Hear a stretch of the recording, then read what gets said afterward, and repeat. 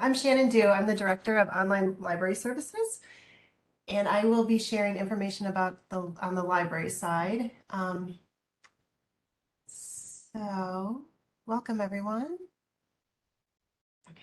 Okay, so it looks like I'm up first. Just to give you a sense of the tutoring services that we have available to students at FSCJ. Tutoring is available for free to all currently enrolled students. We offer both one-on-one and group-based tutoring options, and we offer it in multiple modalities. So we offer campus-based tutoring and online tutoring. And on occasion, we offer academic support workshops that are facilitated by our academic tutors. They could cover a range of topics. Just to give you some examples, like on the writing side, sometimes they will offer workshops on how to do citations for MLA or APA. And on the math side, they may offer workshops on things like how to use your scientific calculator. So students sometimes find those workshops valuable supplements to the work that they're doing in the classroom. Also, in our physical facilities, in our library and learning commons, students do have access to a wide range of physical and virtual academic support resources. If students have ever had an opportunity to visit our physical locations, we have very beautiful facilities that have lots of wonderful spaces, either for independent study or group study that students can take advantage of. And even study rooms that have things like the monitors built into the walls so that they can plug in their laptops and that kind of thing. And then we have science labs that have anatomical models and things of that nature. And 4 of our campus locations have STEAM labs that are equipped with technology like 3D printers and robotics equipment and that kind of thing. So if we have students who have interests in STEM related things, they are always welcome to visit us to take advantage of those. And then of course, through our own web pages, we have students have access to just a wide range of academic support materials, whether those be handouts or links to tutorial videos or things of that nature. And I just want to tell you a little bit about the online tutoring that we provide. Our online tutoring provider is called BrainFuse. And in that platform, we are able to offer students both one-on-one and group-based tutoring. And if I go to the next slide, please. For the online tutoring, we have 2 access points.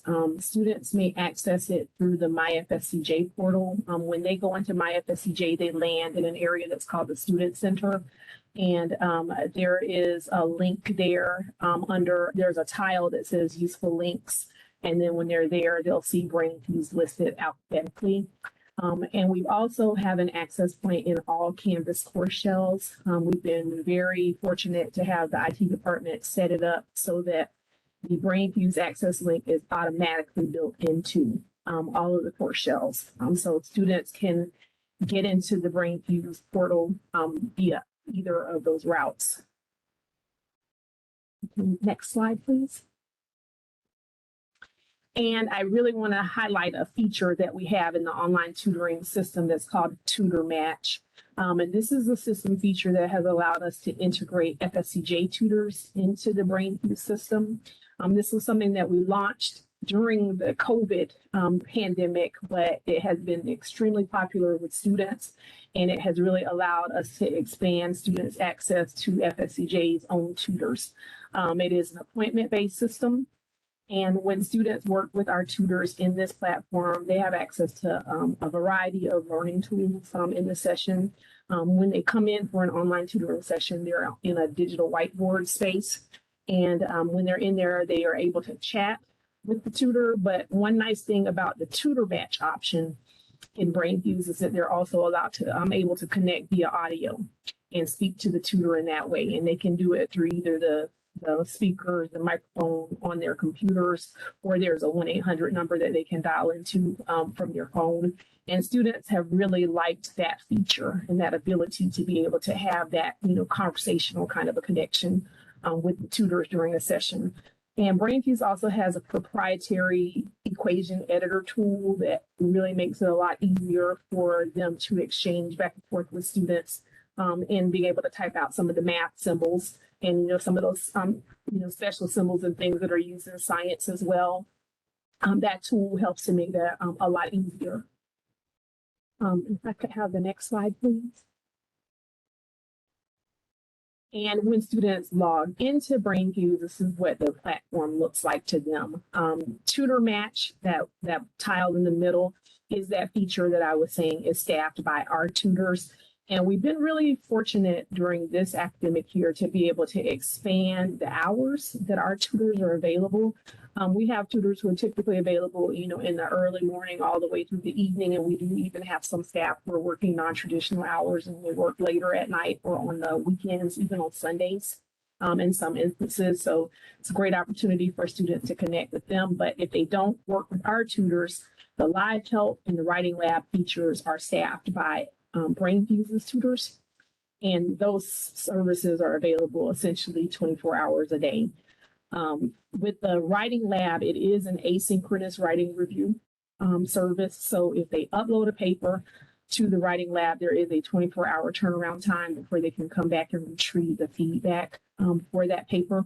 So what we often encourage students to do is just to make sure they build in some time if they're going to use the writing lab so that they'll have an opportunity to get their paper back in time to turn it in by their instructor's deadline. However, if they work with one of our tutors in the Tutor Match feature, they can get same day writing assistance. So that's something that I like to highlight for the students. If I could have the next slide, please. Just wanted to note that there are some usage parameters for the online tutoring. If students choose to use Tutor Match, which is that part of the service that is staffed by our tutors, they can have unlimited monthly appointments with our tutors. We do ask students to limit their time to 1 hour of tutoring support per calendar day, per discipline area, if they're working with our tutors. And we have those caps there just so that our tutors are accessible to as many students as possible, because sometimes we'll have students who will want to try to book like a 5-hour time block or something for tutoring. So we do say we want to cap that at 1 hour per day. So it's unlimited though for the month, so they can keep coming back as many times as they would like to if they use Tutor Match. On the other hand, if they use the live help, writing lab, and send the question services that are provided by BrainFuse's tutors, there is a 90-minute monthly cap on using those services. And if they use the writing lab or send a question, each one of those asynchronous submissions is metered at 30 minutes, and it begins to deduct from their 90-minute allotment. So one thing that we try to emphasize to students is the importance of trying to use Tutor Match as their first choice for tutoring services, and then supplementing with these other services that are provided by BrainFuse's tutors during hours when our tutors may not be available for appointments. And in that way, they can maximize the access that they have to the online tutoring services. Next slide, please. And I just want to highlight that BrainFuse's platform also has a range of academic and collaborative tools that students can access. That's 24-hour access to these services. There are no limitations on using them. And these tools range from test prep materials, diagnostic tests, digital flashcards, career exploration tools. They can get foreign language tutoring from BrainFuse's tutors through these tiles, these services. So I really encourage students when they have, or even our faculty, to when you have a chance just to log into BrainFuse and to explore these tools, because those are some really nice academic support services that are available through this platform. And if you could go back one more slide for me, please. Thank you. I think it was number 13. Oh, I'm sorry. I guess it is number, if you go to 14, that's fine. I also wanted to highlight that students have access to campus-based tutoring.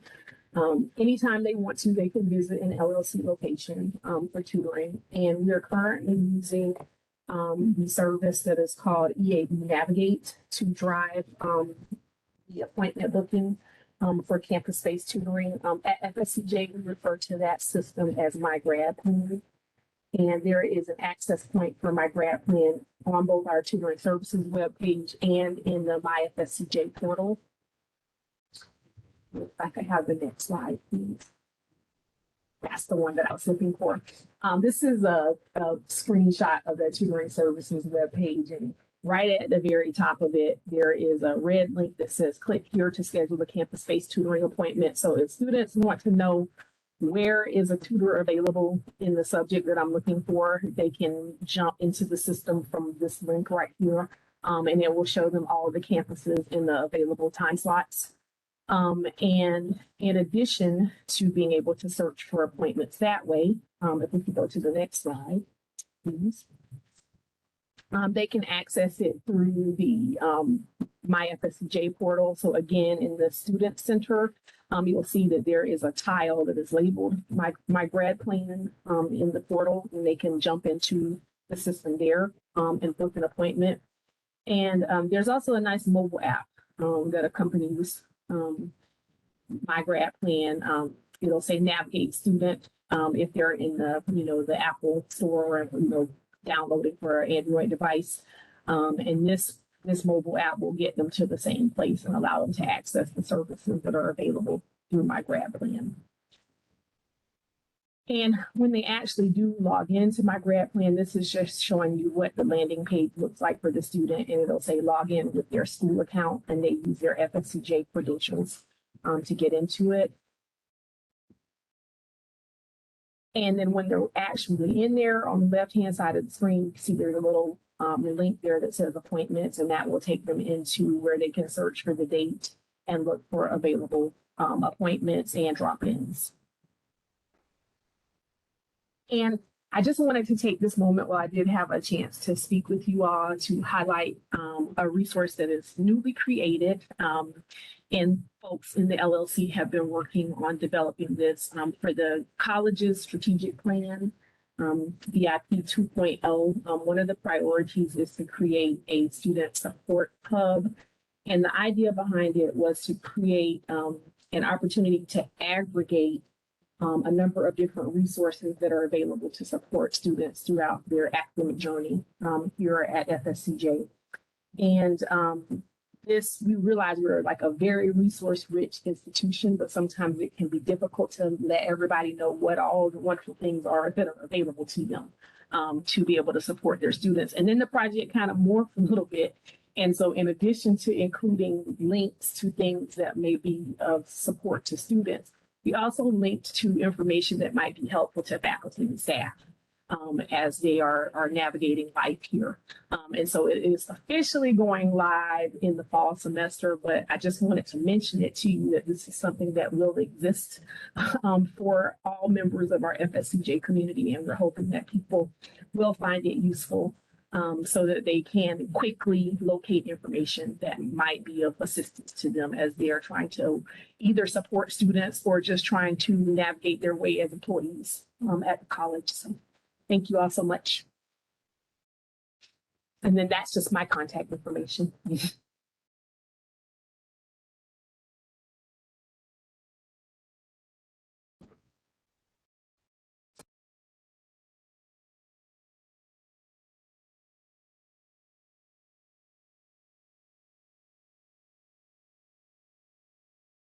Oh, thanks. It was locked.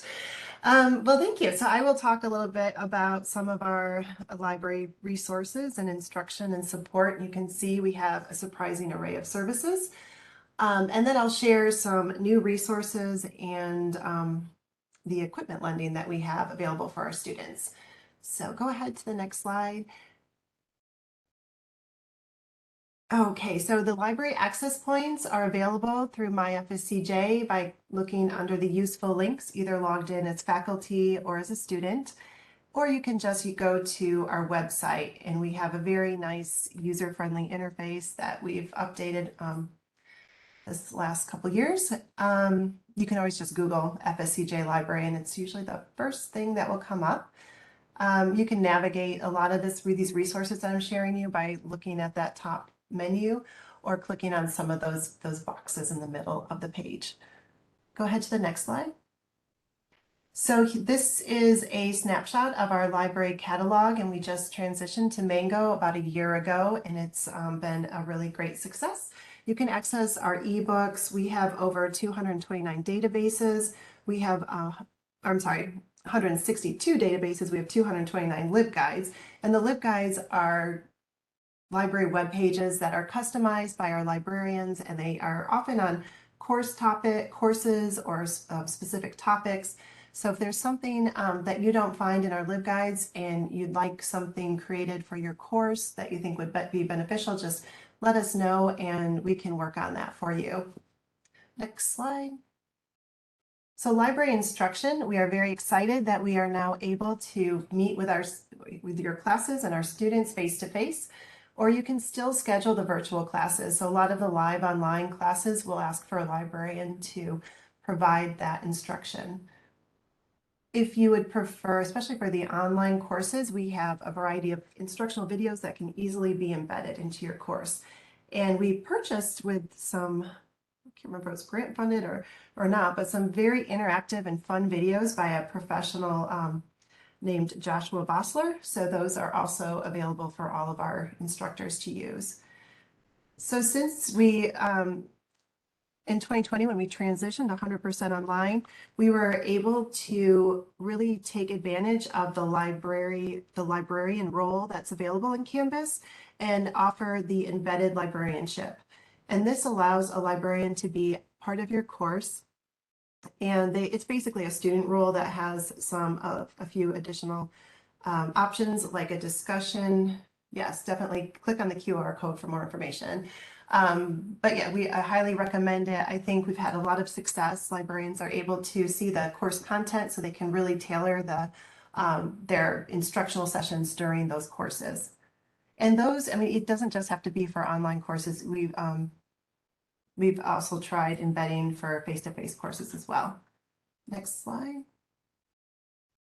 So library support, we have this chat box that pops up on every single one of our web pages and our LibGuides.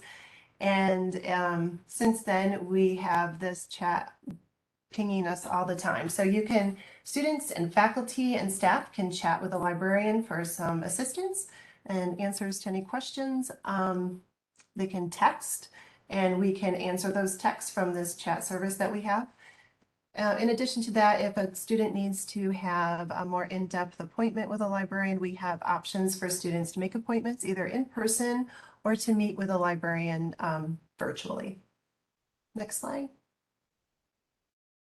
And then our campus-based library services, LLC services, we have student IDs available I guess for the last couple of years. We've only been able to make IDs in the library Learning Commons. I think that's changing now, and they may also be having that service in some student services, but we do offer that in the libraries for all the hours that we're open. We have very nice, quiet study spaces. We have desktop computers, and then library services, your basic check-in, check-out of books, and then the equipment lending, which I will share in just a little bit. Next slide. Oh, maybe that was the equipment. Okay, maybe this one. Okay, research. Sorry. So a new feature. We completed a research skills mini course. It is comprised of these 8 modules that you see here, and you can mix and match them. They're available. The whole course, or this skills mini course, is available in Canvas Commons, so you could pull in the whole course into yours, or you could just pick and choose. Students can also self-enroll, and there is an information literacy badge that can be earned once completed. Next slide. So the technology access, we have now over 200 laptops available at all of our LLC locations. And this was in response to when all the classes were online. A lot of students didn't have access to the technology, so we were able to support the purchase of this with a lot of CARES funds and some of the HERF funds. And since then, we've expanded the program, and we pretty much have about pretty close to 100% of these checked out. I would say 90%. is high demand for our students. Loan, and I have here that students just need to be currently enrolled for the term, and we will check out the computer or laptop for the entire term. We've added Wi-Fi hotspots this past summer, and we have a 2-year service with T-Mobile, and that was through a Bridging the Digital Divide grant. Each hotspot can support up to 15 devices. So even though students may have access now to a laptop, they still may not have that reliable internet access. Next slide. And that Bridging the Digital Divide grant also funds the digital literacy course. And there are a couple different ways that we provide this. We have an online course that is provided through Lumen Learning Waymaker.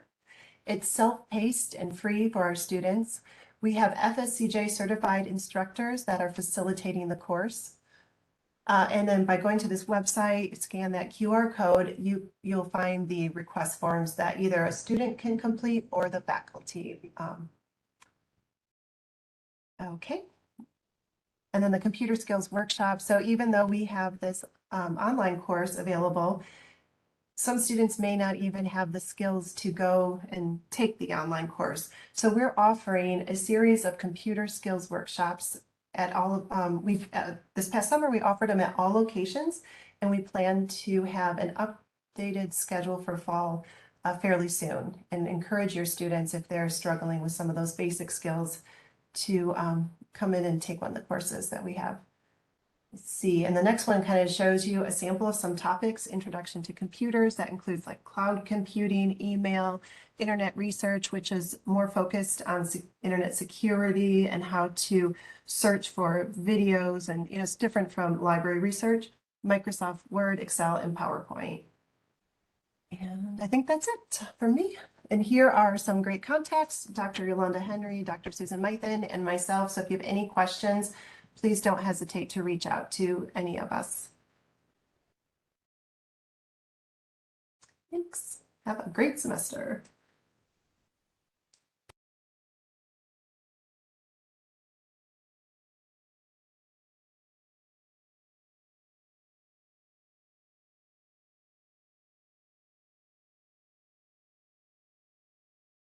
Lost my mute. Okay, so I don't know if Dr. Turner, if you wanted to speak on this, but I do have information here. We'll talk about it a little bit more later as well on remote proctoring. So do you want to speak on that, Dr. Turner? You don't have to. Okay. So we do have our FSCJ proctoring, and so if you have an assessment that you want your students to take, there's a form that you can fill out in order to have them scheduled within one of the assessment centers. That came out in email about an hour ago, so be sure to check your email for that. Also, you can assign through these other services as well, and the costs are indicated beside each of the different types of assessment proctoring. The cost for these services is going to be passed along to the students, and the training for this model is going to be on August the 26th at 11 o'clock a.m. And if you have any questions on that, you can always email academicoperations@fscj.edu. We are right at 4:16. So if everyone will just hang tight, we're going to take about a 15-minute break, and we will be back to see everybody at 4:30.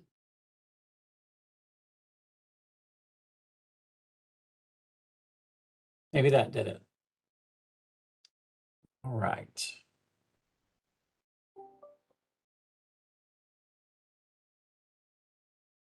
Good afternoon, colleagues. This is Billy Thomas here, and I've got right around 4:30, and I like to begin things on time. So I just want to welcome you this afternoon on a rainy afternoon for our 2022 Adjunct Convocation and Plenary.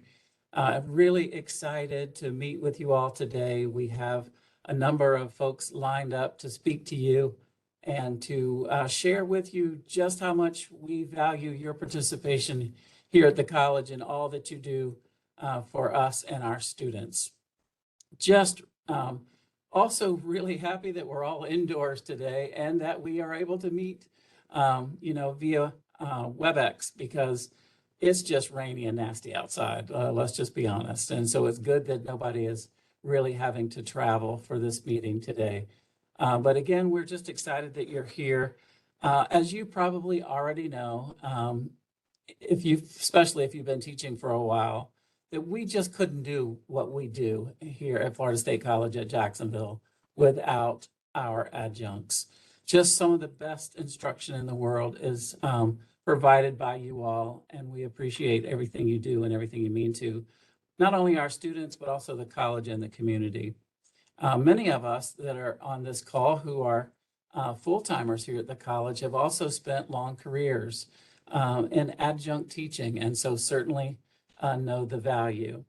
Some of you have been around a long time. You remember Dr. Dwayne Dumbleton, who was president for at least 2 of our campuses here. I remember Dr. Dumbleton. He taught until he retired, he taught every semester also as an adjunct, even as one of our campus presidents. So it certainly speaks to the importance of what happens in the classroom when you get this opportunity.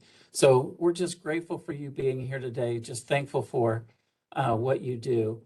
And now we want to do something for you. And so during this adjunct convocation, you're going to learn a lot, you're going to hear a lot. And so it may feel a little bit like you're drinking from the fire hose, but we promise to break it all down so that you can take it all in. And plus, we will provide PowerPoints to you, and this is being recorded. So certainly you can go back and view it again. And all of us certainly are available to you along the way. I want to begin our meeting this afternoon by introducing to you Dr. John Avendano. Dr. Avendano is our 6th president of this institution. And I'm just going to add that since I've been around for most of them, I've been here since the first bricks were laid.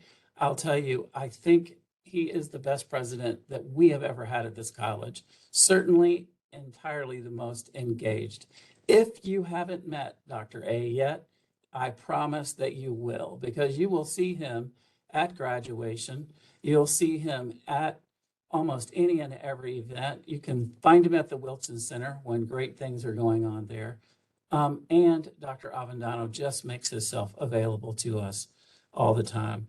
Dr. Avendano came to us with 35 years of community college experience, and he himself is a graduate of a community college. He was a first-generation college student for whom English is his second language. Now, Dr. A, I've also been accused that English is my second language, being from South Georgia, but I promise it is my primary language. But let me be quiet at this point and turn things over to Dr. A. Dr. A, give us a kind word for this rainy afternoon. Thank you. Thank you, Dr. Thomas. I really appreciate those kind words. I've had an exciting first 3 years here at FSCJ, and I too, on behalf of the Board of Trustees and all your colleagues, the faculty at FSCJ and the administration, and most importantly, our students, I want to welcome all of our adjuncts to another exciting year here for the 2022-23 school year. A little bit about my background as well, and Billy had mentioned this. So I am a community college graduate.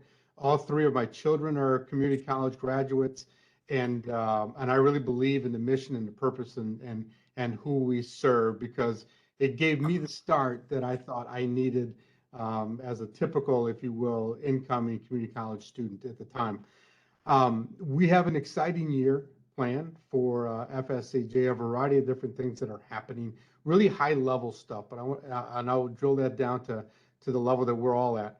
But we are unraveling, if you will, or unveiling our visionary impact plan, which is our strategic plan for the institution and how we're going to meet the needs of our students and student success, ensuring that they are well prepared and ready for the workforce, reaching out into our communities, especially those that are underserved.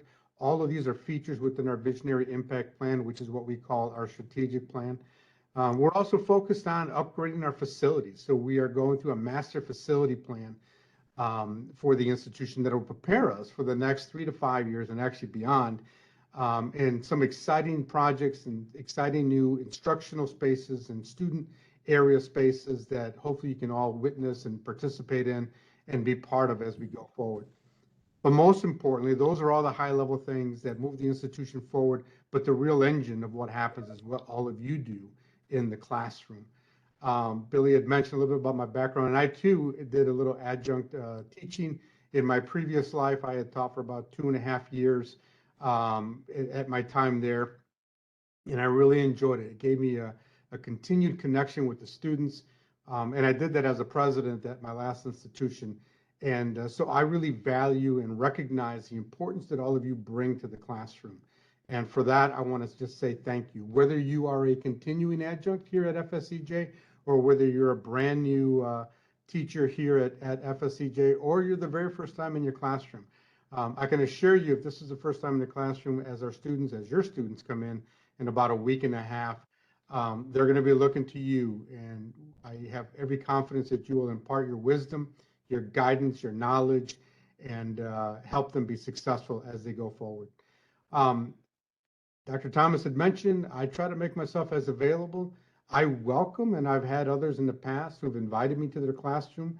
I would welcome that opportunity if any of you wish to have me there. I'm not observing, I'm not evaluating. I am just coming in to let you know that I'm here to support you as well. So again, I want to wish everybody a fantastic 2022-23 school year.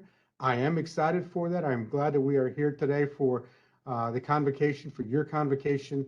And again, I look forward to an exciting year and know that I'm here to serve you as well as our students and our community. So with that, thank you very much for the opportunity and have a fantastic school year. Thank you, Dr. Thomas. Thank you, Dr. A. And just in case, I know it's only August, but do you have any picks, early picks for the World Series?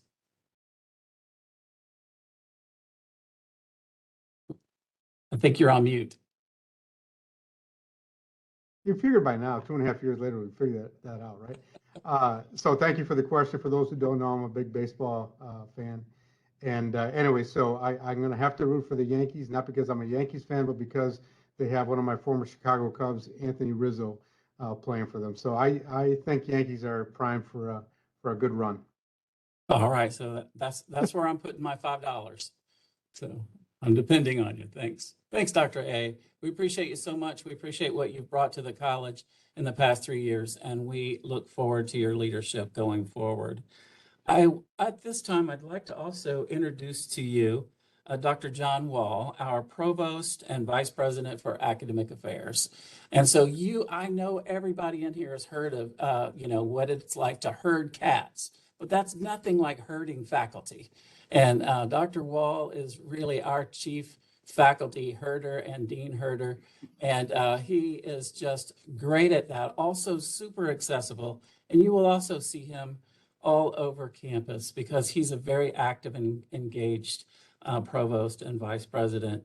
And so I know that he values all of our faculty and he values you just like we all value our full-time faculty. But I'm going to turn things over to Dr. Wall. Let us tell you a little bit about him. I'll tell you that he came up through faculty, so he knows what it's like to be in the classroom. Dr. Wall, we're all yours.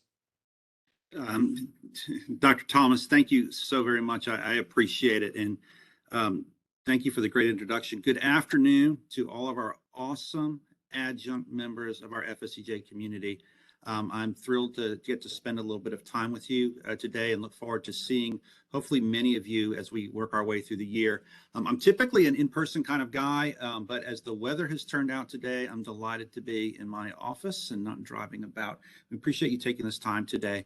I will say what I have said on prior places, but in prior times that we've come together, but I mean it very sincerely. The work that you do is absolutely critical to our mission, and our mission is about changing lives or the trajectory of lives so that people are able to find success in life in many forms, certainly economic success, social success, and we are critical for that in our community. And we're critical in a way that we extend that opportunity to people who might not otherwise have an opportunity or a pathway. So I hope at some point you'll take a moment. I know it's all about getting ready for classes and the launch, but just take a little time to reflect on the teaching that you have done to this point and the teaching that you're going to do, and recognize that the impact and the ripples of that, they go out and on and on and on. So I'm certainly wishing you a fantastic start to the semester. I'd like to thank our Department of Training and Organizational Development, and in particular, associated with that is our Faculty Academy. And you will see a couple of people if your screen is arranged like mine and you look around. Audrey Ante is our full-time faculty lead. Janiyah Jones is also a leader in that area, and so very dedicated to the success and the professional development of all of our faculty, including each of you. This past year, we had 12 of you complete our Adjunct Academy. So we take your connection to the institution, we take your professional development very seriously, and I hope you'll avail yourself of those opportunities. And you all do fantastic teaching. I know across the board in so many ways. And this last year, we were honored to be able to recognize Mallory Bronco for her excellent work as an adjunct faculty member. And she was a recipient of the Distinguished Adjunct Faculty Award. And I do hope when nomination times come around, we have more nominations than ever this year going forward. It's so very important. I have 2 touch points in the broadest sense always. So for those of you that we haven't been together before in an orientation, or it's a refresher, right, once a year for everybody. The first is that we have to approach all of our work with both rigor and rapport, rigor and rapport. Rigor, we want students to be successful, but we want that to be honest success, not success in quotation marks. So we need to set a standard and they need to achieve that standard. But what makes us unique as a college is that we are not only invested in getting the material to students and teaching it to them in the traditional sense, we're also interested in thinking through the ways we can support them to achieve that genuine success. And that might be a little bit of time after class. That might be grading that first assignment quickly so they have very quick feedback early in the semester. That might be taking time to study your roles and learn their names, because we need to make sure that we are really supporting that success. And that's the rapport side of it. If the student feels connective of you, if the student feels that you care about them, you can challenge them just as far as you want to, and they'll rise to those expectations. So please know that we respect rigor here, but I want to push you to develop rapport with your students and bring them that success. It's places like the Faculty Academy where you can learn more about how we try to strike that balance. And I'll mention as well, certainly if you are tuned into what's happening at FSCJ, the notion of looking through an equity lens at everything we do has become very, very important. And so I hope that you'll hear more about that this year, because that's really where we fulfill the very heart of our mission. With that, I want to thank you again for being here.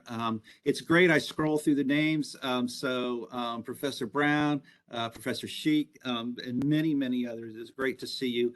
For you and for everybody, please know that my door is always open. Shoot me an email or come on by sometime, or let me know you'd like to have a chat or get together. And I wish you every success this term. Thank you so much. And thanks again to all of you putting this on today. Billy, appreciate it. Dr. Wall, thanks so much for the message. Thanks for the information and the encouragement. You know, we have more resources, as you have reminded us, than we've ever had, in our life as a college for those who teach. I remember my very first adjunct experience, and it was a little spooky. I got was asked on the same day. I received a roster and a textbook and said, "Go teach this class." We are far and removed from that, and so please take advantage of the resources that Dr. Wall has mentioned, and also take that encouragement that he's giving you to heart. It's something that he lives and walks and breathes, and so we appreciate that so much. I'd next like to introduce you to Director Gordon Bass. He's our Director of Security. He's going to talk about campus safety and security. I got to tell you, I've had a long working relationship with Director Bass, and he has just been instrumental in bringing us along as one of the safest places anywhere to be and to work and to study. And so Director Bass, give us a little bit more information about how we can stay safe on campus coming and going, and certainly share with us your thoughts on this afternoon, rainy afternoon at that. Yes, sir. Thank you, Dr. Thomas. And let me just say, for those who have not been on our campus before, I mean, and I appreciate Dr. Thomas's warm introduction there. I am a retired law enforcement administrator here, and most of our staff are in our campus leadership are former law enforcement administrators. So I'd like to, on our behalf, welcome you. And just let me say, it's an honor and a privilege, sincerely, to be at this great institution of higher learning and to work with so many great people. We have a security office on each of our 5 campuses and centers, and 2 centers, and we're committed to providing the utmost in safety and security to meet the needs of our entire college community. And each of our campuses, as you'll see if you take the opportunity to visit our website, we are a safe living, and I say living because we do have residential housing, and learning and work environment. We do have that on each of our campuses. However, it does not mean that we are immune to crime. It must be understood that all of us, each of us individually, should remain alert and assume responsibility for his or her own personal safety and to that of the college community as a whole. And we can do this by learning and practicing basic safety and security precautions on our behalf. Personal safety and security is often dependent upon individual decisions and actions that campus community members make. Students and employees are encouraged to utilize basic crime prevention and safety tips provided by the campus security department. And we take very seriously the mantra that I'm sure you've heard, and that is, if you see something, say something. It doesn't matter how insignificant you may think it may be, or you don't want to be a bother. You're never going to be a bother. Please pick up that phone or flag one of us down. And if you see something suspicious, call us and let us know. Now, as I'm alluded to, the college maintains a full-time security staff of highly trained professional security officers, both armed and unarmed, many of whom are former law enforcement and military personnel. And each campus security office has a commanding officer and staff of officers, and they ultimately do report to me. And they're responsible for all of the safety and security efforts on all of our campuses. They conduct patrols routinely around the campus, utilizing vehicles, golf carts, bicycles, and on foot. The security department here, we work very closely with both the Jacksonville Sheriff's Office and Nassau County Sheriff's Office to meet all the safety and security needs of our constituents. And just to go over a few of the services that we offer, and many of which can be found in our annual security report and safety guide. You can access this guide by the FSCJ homepage. If you could scroll all the way down to the bottom, it's one of the first items listed as a link on the bottom left-hand side. It's also on the Public Safety and Security website, and it contains just a plethora of information on crime, safety, the Jean Cleary Act information, and the crime prevention and safety tips contained therein. There's several pages. It also speaks of how and where to report incidents or crimes. I list the crimes that we're required to report through the Cleary Act. It also covers how to be an active bystander, Title IX information, and the information about our daily crime logs that are kept on all of our campuses, which is required. And in the back of that annual security report are 3 years worth of crime data, which is required reporting per the Cleary Act. And that's why I can attest and assure you that we are a safe college community here. And there again, it doesn't make us immune to crime. It takes every bit of us, every one of us, to participate in that. Some other features that that the security department pioneered, and I believe you'd be interested in, the FSCJ Safe mobile safety app, and it's free to download. And it's very critical that you do download this because it contains a wealth of information, emergency numbers, campus security numbers, blue light, an emergency blue light feature like you see on our campuses, the emergency blue lights that are on fixed poles. Well, this app, right at your phone, your fingertips, has an emergency blue light feature. It also has a feature called Safe Walk, where if you activate that and let us know, we can monitor you as you walk to and from your vehicle late at night or early in the morning, whatever time you get here. And we can watch you, so to speak, via the computer, get to your next point safely. It's also a primary means, the safety app's primary means for receiving emergency messaging. Our mass emergency notification system is married to that safety app. And by that, you would receive emergency information via email, text message, computer screen takeover, and by phone. And I would be remiss if I didn't mention the COVID information that is on there as well. Also on the college's website, the emergency management team has put together and worked feverishly to prepare a return to campus plan. Of course, it's already been activated since we're pretty much back on campus now. But two things I wanted to point out in that is a COVID-19 decision tree that we just recently revised due to the CDC changing their COVID guidance policies. And it also contains our mask policy. We use a color code system, and we're currently at the orange level, meaning that masks are recommended in indoor public safe settings and in public transportation. On our page also is hurricane preparedness information. We are in hurricane season, and around August the 20th begins the peak of our hurricane season. So it has been quiet so far, thank goodness, but we continue to work with our local National Weather Service, our local city and officials, and law enforcement agencies to monitor situations when they arise.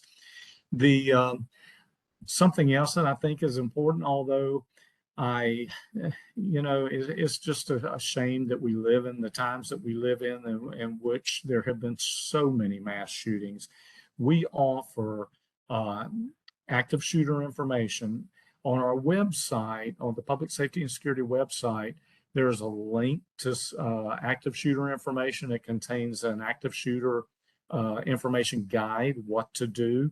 And it also contains a short video, which contains important information, a training video, so to speak.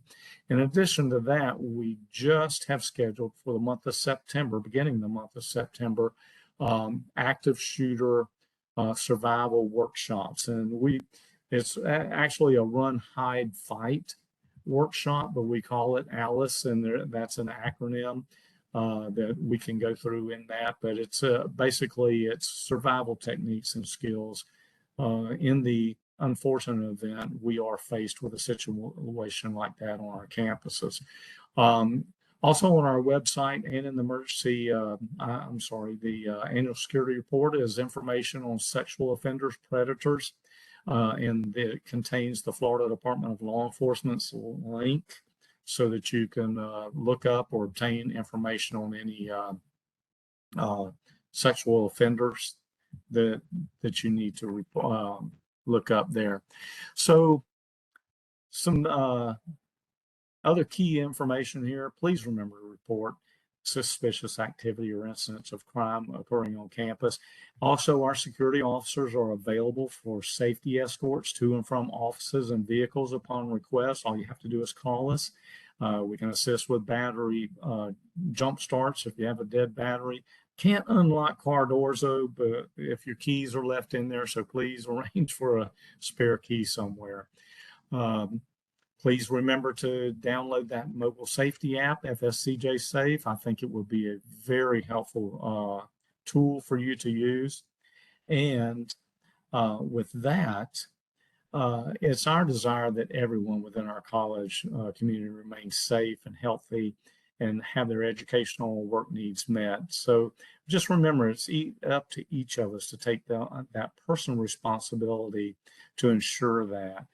We're there to help ensure that as well, but it takes all of us to do our part to stay safe. With that, my phone number is 904-357-8891. I also have an open door policy. Please feel free to call me with any concern, or if you just want to talk, obtain some additional information, I'll be happy to assist however I can. And with that, have a great rest of your day, and I look forward to seeing you around campus. Thank you, Director Bass. I'm going to put my dean hat on just for a second and say that most of you are coming to campus after hours and on weekends. And many of you know we have red-eye classes now that are very early or very late. And I'll just say that the people who you're going to see most are our security officers. So be kind to them, be helpful to them as well, and let them do their job for you. And that is to keep you and our students safe and secure. We just appreciate so much you, Director Bass, and all of our security staff as they keep us safe here on campus. And so I would like now to introduce to you the hardest working man in the education business. I'll give you a little warning here. Don't email Dr. Rich Turner at 4:00 in the morning unless you want to have your email returned immediately, because he is working all the time. A retired Navy chief. If Dr. Wall, is hurting all the cool cats who are called faculty, Dr. Turner has got his arms around almost everything else that happens at the college. So, Dr. Turner, come and share with us some things that we need to know about academic operations for the coming year. Thank you, Dr. Thomas. Good afternoon, colleagues. Welcome. It's exciting for me to be able to spend just a few minutes with you. Thank you in advance for all the work you will do this semester and indeed this year in the classroom as you work with our students. I do have just a few items to cover with you, kind of high-level items I think are important to you. Number one, to quickly review how you can determine your assigned classes. We'll move from that topic to something much more important to you likely, and that's how to understand the amount you're going to get paid and when you're going to get paid. We'll then talk about communications that come out of academic operations and how we've color-coded those so that you can quickly determine the importance of the communication. I'll briefly speak about FSCJ access, and then I'll end on just a quick discussion on remote testing for our online students. And so that'll be critical if you're teaching one or more online classes. And so with that, Billy already has us on the Faculty Center. And so if you're really wanting to review the classes you're going to be teaching, maybe what days of the week, when they start, the campus location, you would go into the Faculty Center. And Billy, if you'll just advance the slide. And so there in the Faculty Center under My Schedule, you can see the classes that you were assigned. You see the class name, you see the number of students that are enrolled. This is an online class, but you would see the days and the times. You would see the room that the class is meeting. So it's really everything, including the ability to get at the roster, everything you need to know about the classes you were assigned real quick, right there in My FSCJ in the Faculty Center under My Schedule. And Billy, if you'll go ahead and advance. Still within the Faculty Center, I've now, as you look to the left, I'm looking at instructor pay agreements. These are the pay agreements for each of the classes that you will be teaching. So you'll see the description, that's the short title of the class, the subject and catalog number. In this case, it was IDS 1107. You'll see the location code, that happened to be an online class, but it could have been a campus-based class as well. You see the length, the class section and class number. You'll see the start date and the end date. The assignment type will be adjunct, workload adjunct. You'll see the assigned workload units. And then further down, you'll notice where it says total amount. That is the total amount that you're going to be paid for that class before taxes. So you know exactly how much money to expect. The next line is the check amount. So this is you're going to see this check through $672 for this particular course.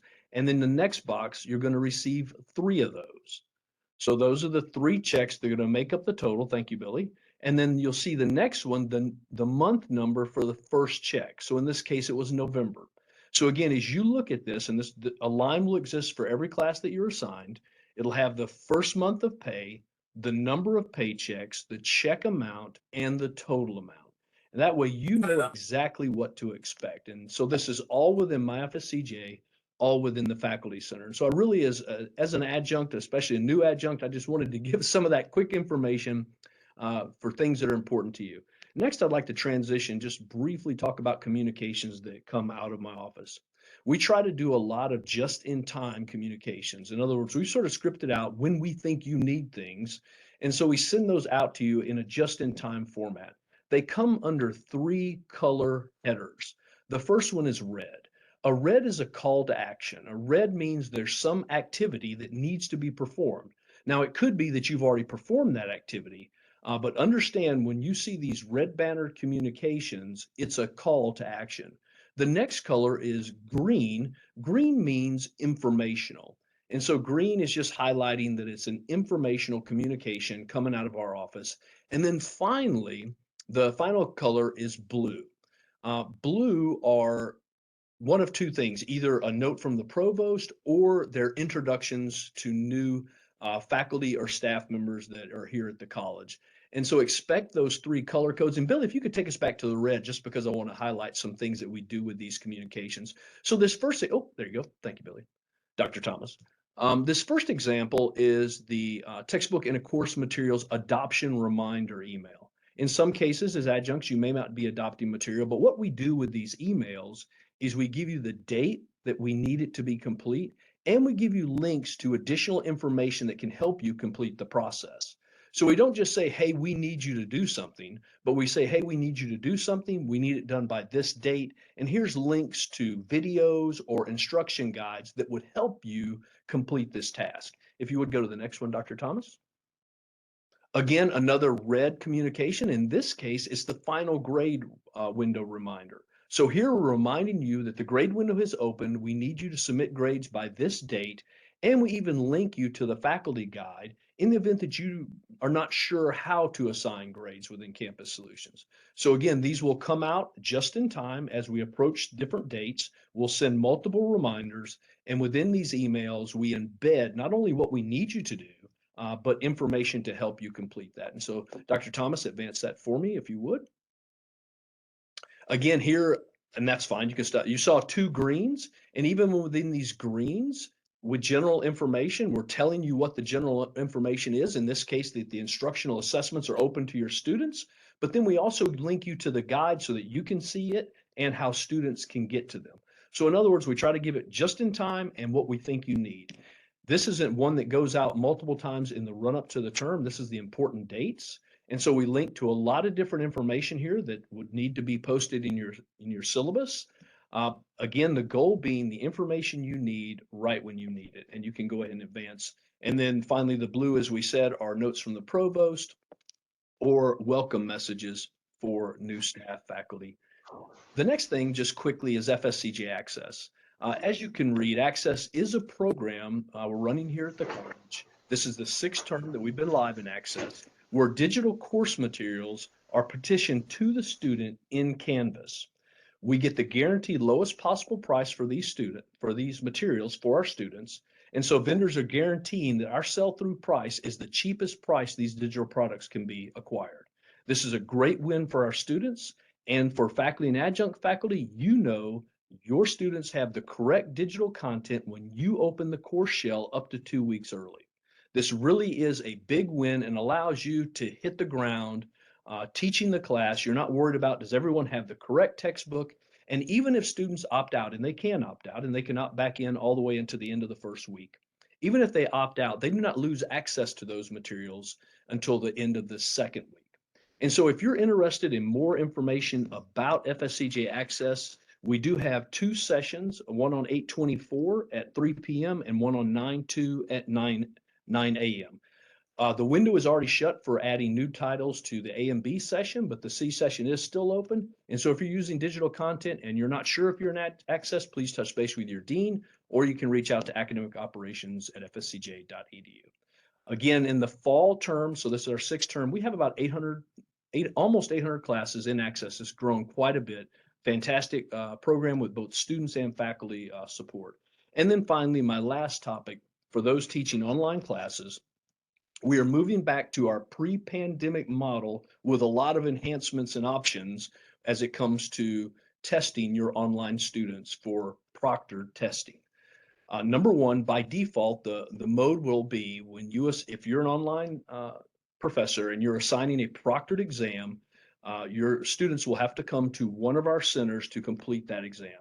They'll be given, the schedule went out today so that you'll be able to see the schedule. We have training set up for next Friday at 11 a.m. And so if you're teaching an online class, please make that training. But even if you miss it, we will record it and make that training available. You also have the ability to assign the automated proctor. Now, the students will have to pay for that, but it does provide them with greater flexibility.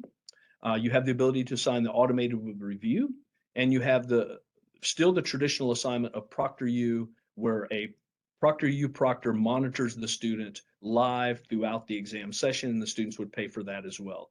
That's oftentimes a solution for students who are out of area or out of state. Again, if you have questions, please feel to reach out to academic operations at fscj.edu.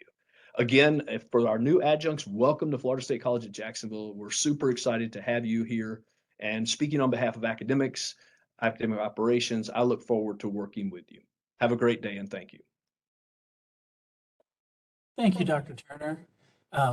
Just so much good information packed in there. And Karen, who works in Dr. Turner's office, and Dr. Turner are always available, happy to help you get through things.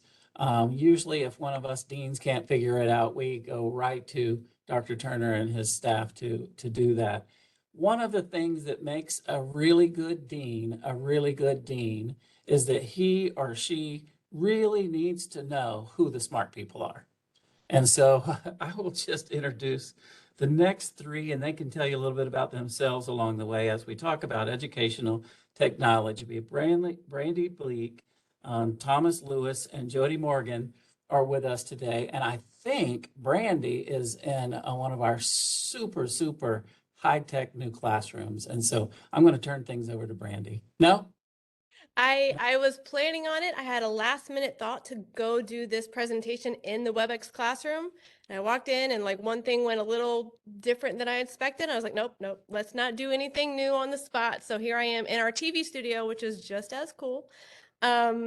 I am Brandy Bleak, Assistant Director of Educational Technology. I have on the virtual world my new employee, my new teammate, Jody Morgan. She's our Educational Technology Specialist. I also have Thomas Lewis, who is our new LMS admin. So they'll be providing links and answering questions if you have any as I go along. All right, let's go to the next slide. I am, part of the Canvas team. Our team has been known as Canvas. I'm very excited to say, if you've been here for a couple of years, you'll understand this. I'm excited to say that we don't have tons of new transitions to any more LMSs right now. We're not shifting all online education anywhere, no huge changes. So we have small changes that are beneficial and will continue to help us improve our education and our student experience. So I'm even excited to say that I have more IT projects than LMS projects to mention today. So I've expanded a little bit. Educational technology is the 3 of us, but we are housed within the IT department. So I am helping to communicate some of the incredible technology advancements that have been probably born from the last couple of years, and hopefully we'll gain some use. And I'd love to hear feedback as we go through this next term, trying some of these new things out. All right, ready for my list. Virtual desktop infrastructure, or VDI. So this is something where a student can log into their computer at McDonald's, at FSCJ, at home, and they can access all of the software that you have said that this is the software you're using for this class. They can access it anywhere on almost any device, as long as they're connected to the internet. All staff and enrolled students have access to a basic desktop. And then all you need to do in order to go ahead and request, I would like this and this and this software to the virtual machine, is fill out the form that we're going to put in the chat now. So this is not something that replaces the software request process, not yet, but we're working on it. And it is not classroom specific, it is course specific. So for ENC 1101, I need this software, and everyone who's enrolled in that course would then have access. I'm pretty excited about this tool. Although there are a few courses that we already have enrolled and using the software, I would like to promote this. So if you definitely use software, go ahead and fill out that form so our team can get working on providing that virtual desktop for you. All right, WebEx classrooms. This was the very cool technology that Dean Thomas was mentioning. I taught in it once this week and last week, I believe. And the first time I went in thinking I was a little confident of the technology, I can figure this out. And for the most part, we were able to just fine. There were a few things that I was like, oh, this doesn't work the way that I think it should. All I had to do was provide myself with a little bit of training. So I'm going to share that resource out with you now. We have a resource that is a huge WebEx course, everything you need to know about WebEx, but it does include a particular module about the WebEx classroom. Also within that course, which is a Canvas course, you can access a whole module on using WebEx within Canvas, which is the course that we taught this week. All right, so there's a couple of WebEx classrooms on every campus. Those that are teaching in the course or in the classrooms have been notified, and suggested training has been sent out to them. I definitely would recommend to participate in that training or open houses that are advertised through the TOD department. Look out for those emails. All right, next up on my list. So as you guys know, occasionally software or systems go down here at FSCJ, and we are trying to improve that, of course, as always.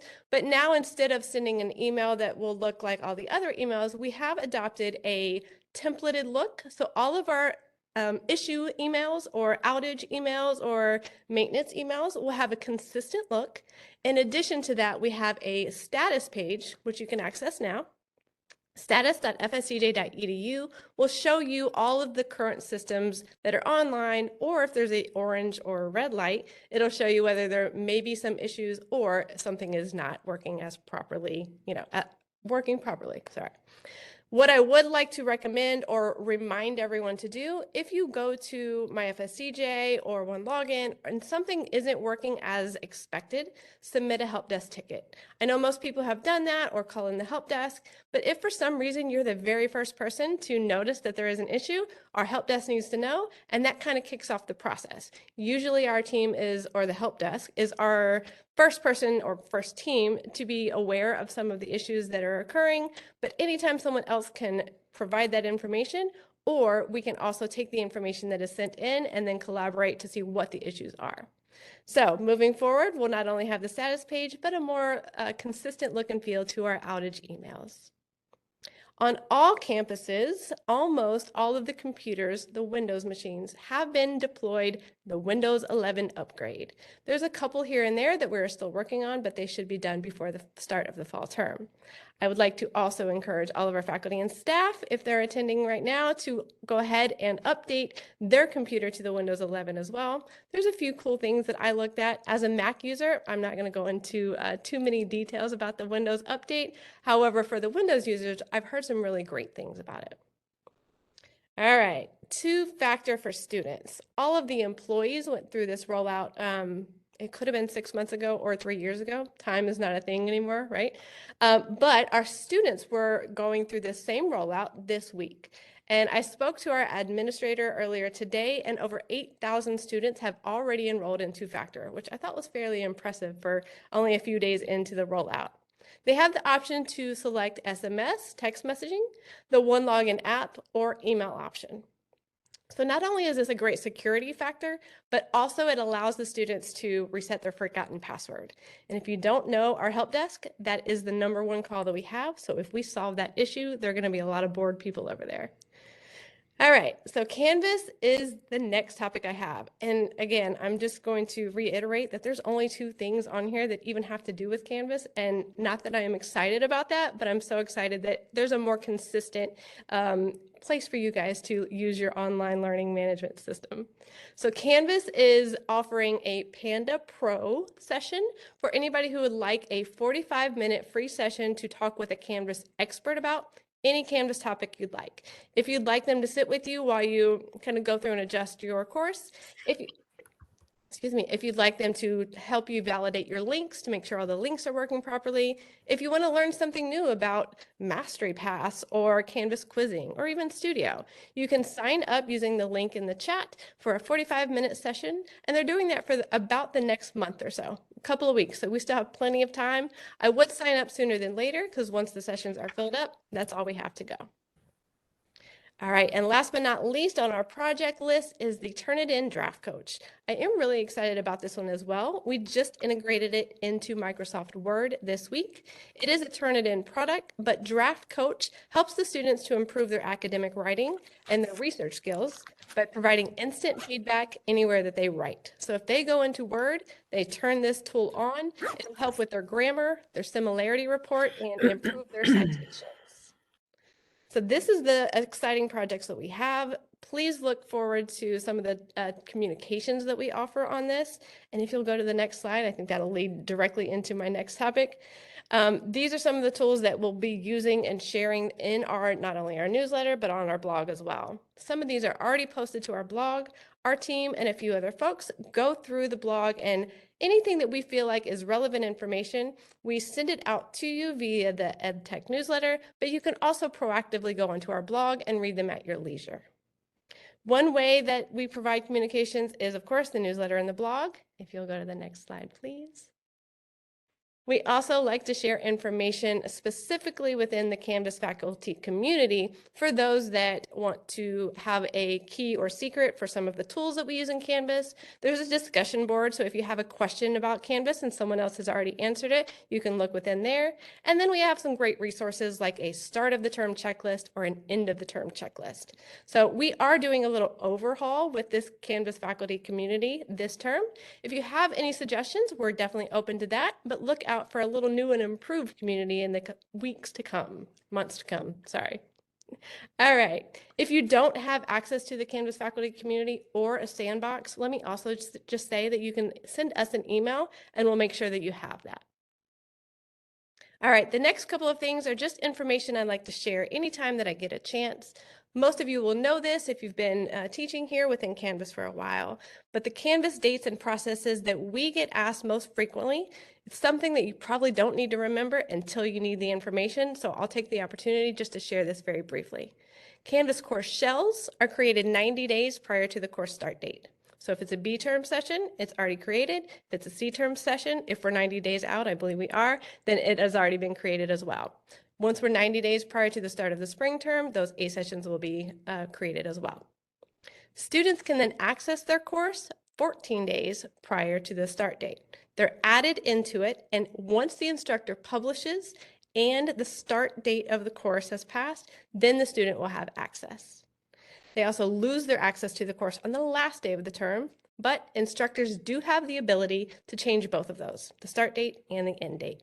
Feel free to shoot us an email if you have any questions about that, or look into the Canvas guides for instructions too. Data is pushed from MyFSCJ to Canvas every 8 to 9 hours. So if you do make a request or a change in MyFSCJ, it takes about that long for it to reflect over in Canvas. Just something that we'd like to share so that you can be patient in between those 8 or 9 hours. And most of the things will just go ahead and roll out after that time has passed. Last but not least, I believe, next slide, sorry. Tips from the Canvas pros. This is something else I just like to recommend anytime I get the opportunity. One thing, if I had a wish list at FSCJ, would be that every instructor uses Canvas. I know it's a big ask, but even if you use it for grades and syllabus, so that each of our students can provide, or we can provide each of our students a consistent experience, they can get used to going to Canvas just to look at a few things. You don't have to use every tool within Canvas, although that would be wonderful, but just to get that consistent experience would be great. One thing that I also wish everybody knew, even if they didn't use it, was you can go to Canvas directly if you choose to. You can, of course, go to the FSCJ site or My FSCJ if you'd like, but Canvas is accessible directly via canvas.fscj.edu. And my LMS admin will congratulate me by making sure everyone knows that you have to use an updated browser for that to work. There have been some issues with out-of-date browsers, so just make sure you're using the best updated version of whichever you choose. All right, couple more things. Make sure that you know how to access our Canvas support. They're available 24/7, 365. You can access that within the Canvas help menu. Over in the left-hand side of Canvas, there's a help icon. Lots of good resources there. Make sure you stay up to date with the new Canvas features, which you can do so from our blog and newsletter. And then make sure that you set up your Canvas course homepage. That will be included within our newsletter I believe next Wednesday. Making sure that you have a more humanized humanized homepage, lots of good words there, that allows the student to know exactly what to do once they enter their Canvas course.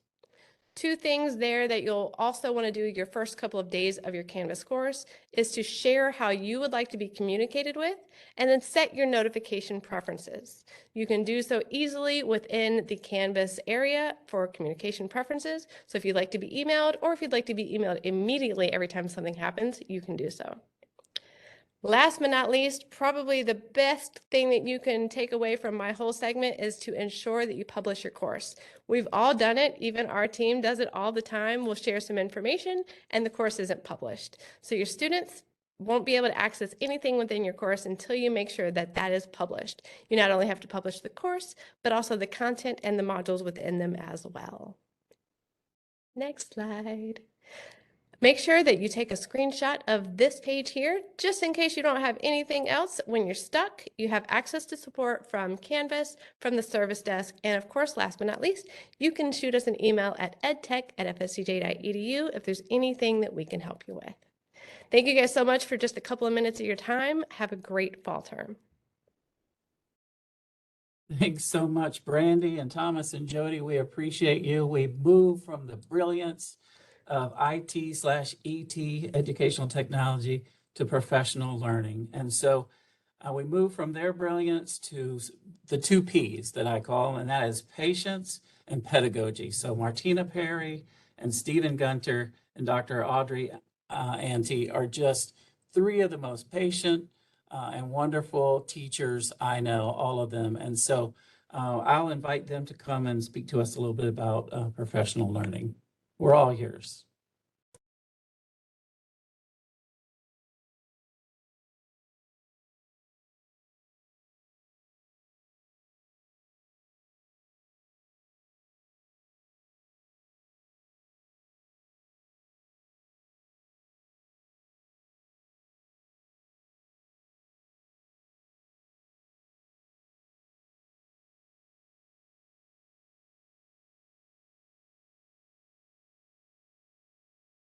Janai, I don't think we can hear. You might want to reshare.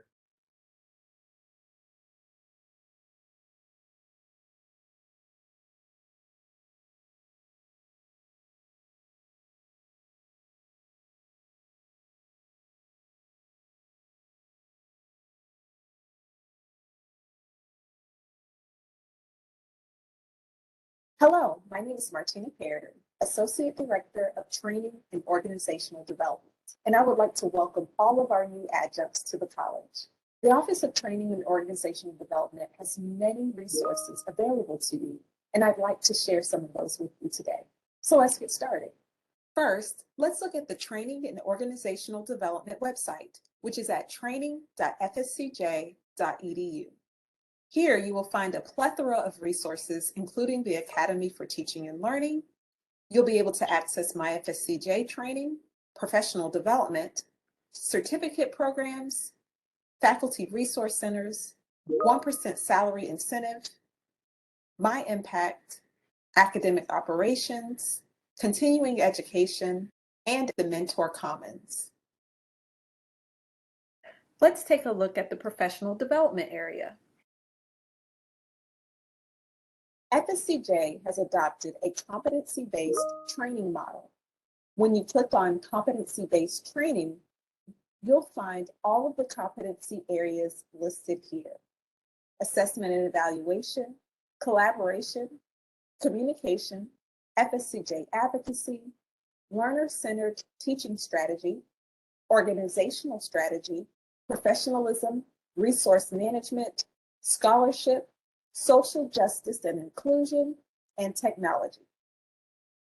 In order to register for our many professional development opportunities, you'll want to log into My Learning. My Learning is the college's professional development learning management system. To log into My Learning, you can click here or go to bridge.fscj.edu. This will bring you to your My Learning screen. Here, you will see all of the courses that you have registered for and all of the courses that you have completed. To register for trainings, click on the Learning Library.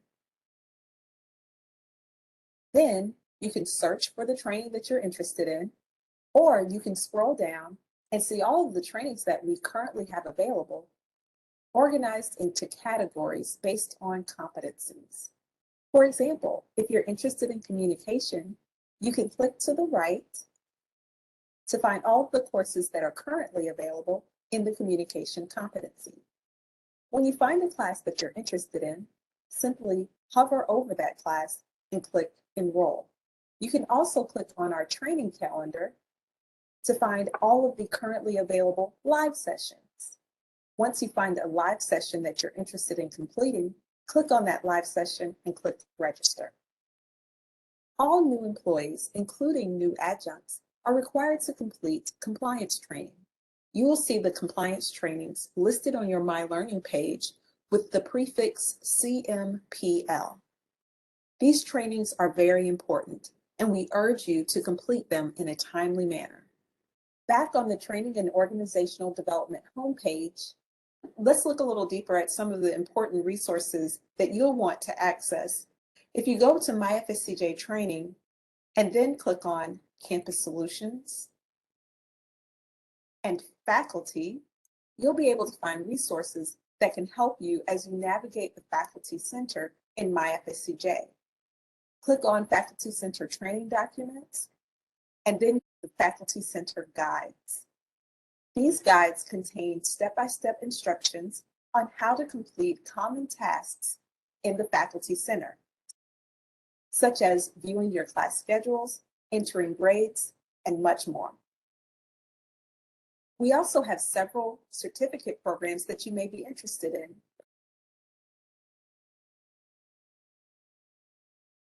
Particularly the Active Learning Certificate. The Active Learning Certificate provides faculty with an opportunity to learn various methods by which they can engage with their students. One other important item of note on this page is our My Impact area. My Impact is FSCJ's employee engagement process, which includes our performance reviews. On this page, you'll be able to find resources and videos that show you how to navigate the adjunct review process. Again, welcome to the college, and I hope to see you in some of our professional development opportunities in the near future. Have a wonderful fall term.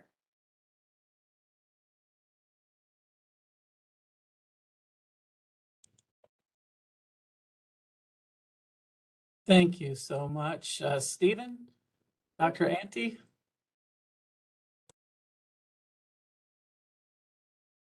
Janai, are you going to share the presentation, or would you like me to?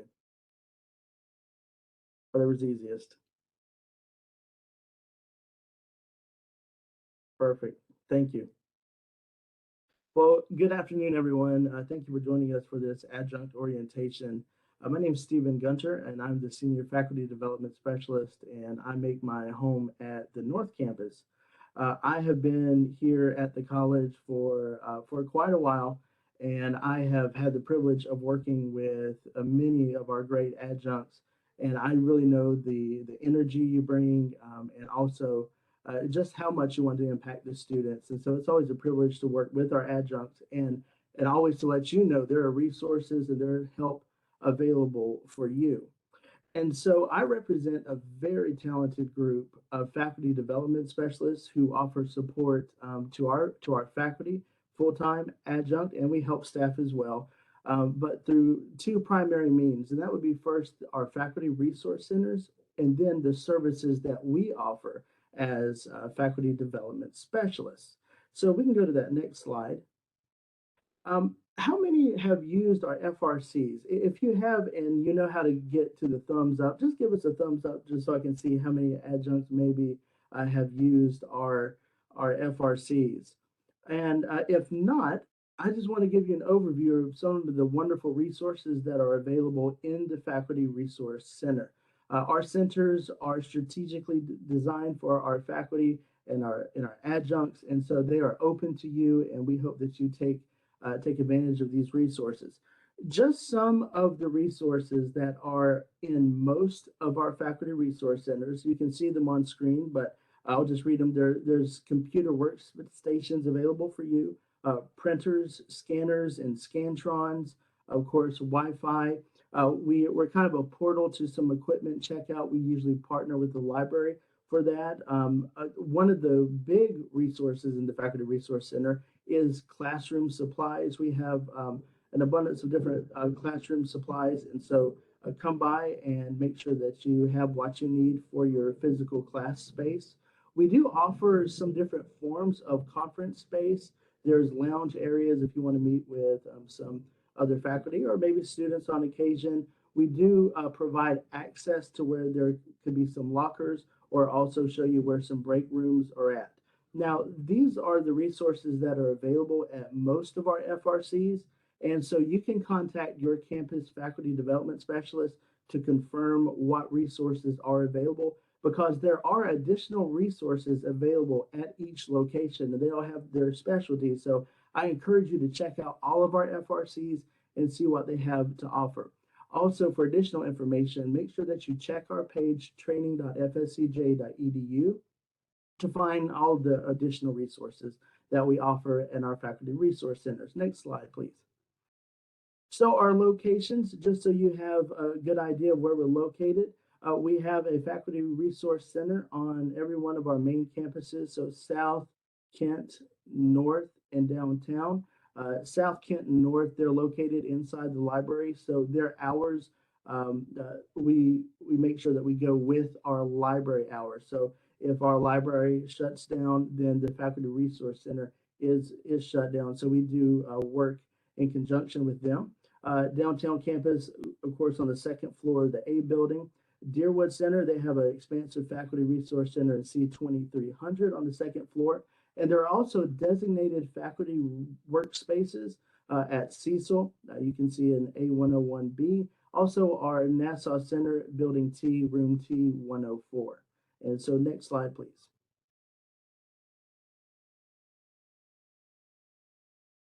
All right. So the second portion of how we support is through the services of the faculty development specialists.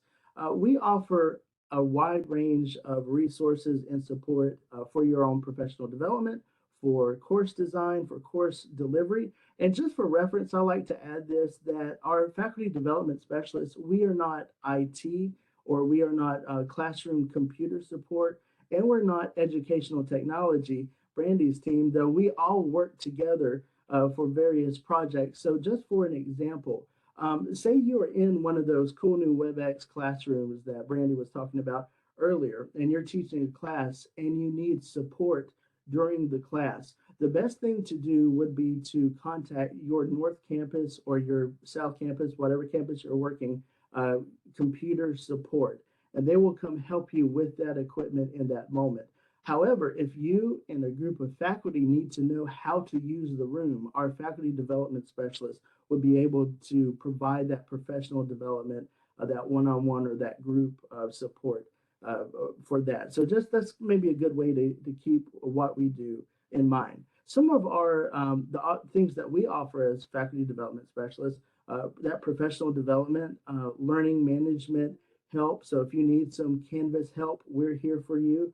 My FSCJ support, things like Canvas Studio, WebEx, Teams. We can provide some answers for that. If you get stuck in Syllabus Builder, we'll be glad to kind of help walk you through that.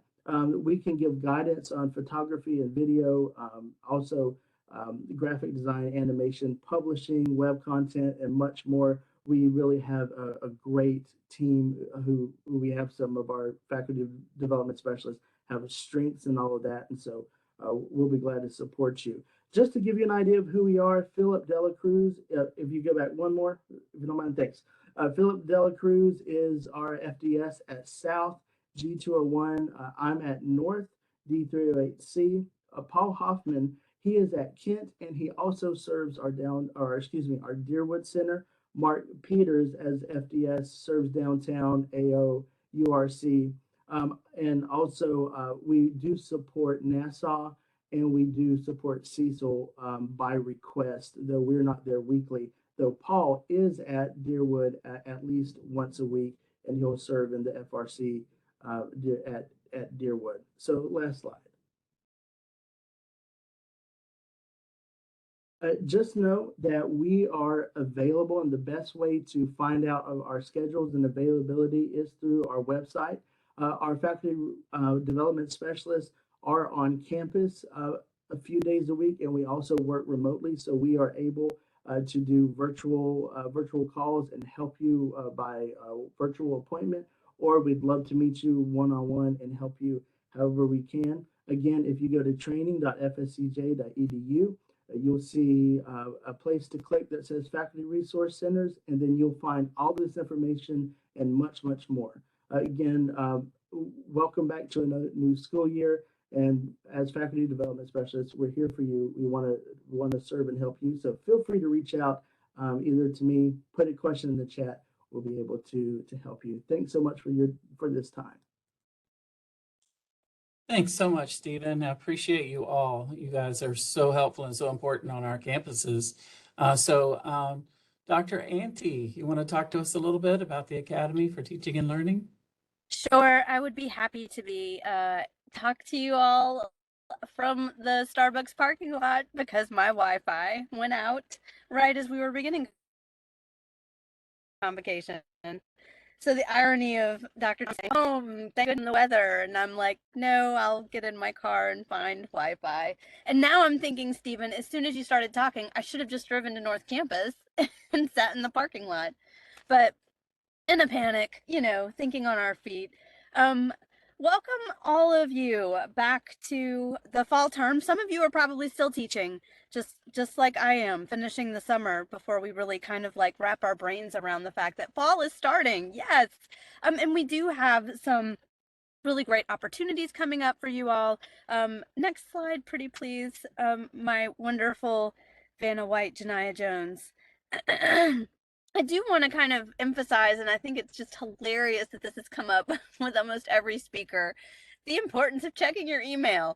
And Rich is brilliant having color-coded emails so that you know kind of what you can pay attention to right now and what you can go back and look at later. We did not think of that. In addition to the training and organizational development messages that go out every week, which are very rich in what trainings are going to be available, the Academy for Teaching and Learning sends out monthly sort of newsletters, reminders about events coming up during the fall and spring terms. And we also send emails to you all when we think that there are special opportunities that you might be interested in. I know you all get tons of emails, we all do, but we would really like you to pay attention to Academy emails, as well as educational technology emails, as well as academic operations emails, because that's when we'll convey to you all if we have special opportunities like last year when we had our Lumen grant opportunity and we were asking adjuncts to participate and we're able to provide stipends for different levels of participation. Like, we love to offer you guys those chances to engage more with us and definitely to receive stipends because we love to pay you to do stuff. But we need you to check your email so that you know when those opportunities are available to you. Next slide, pretty please. Wonderful, special Janiyah. Thank you. So what do we offer? I mean, those of you who've taught at the college for a while probably are already kind of aware. And I have to say, like, from the perspective of someone who started as an adjunct, and did professional development, like the college has come so far in the different offerings that we have for everyone. And we really like to encourage adjuncts, especially when you can, to participate in any live trainings that we offer, even if they're not on campus, because now live online is a very popular modality, to give you opportunities to chat with each other, chat with colleagues and, your different departments. And often we even have some of our administrators, some of the deans come and participate to see kind of what are faculty getting from some of these different workshops. And we have also changed our colloquium, if those of you who are familiar with our spring faculty colloquium, into a faculty focus day.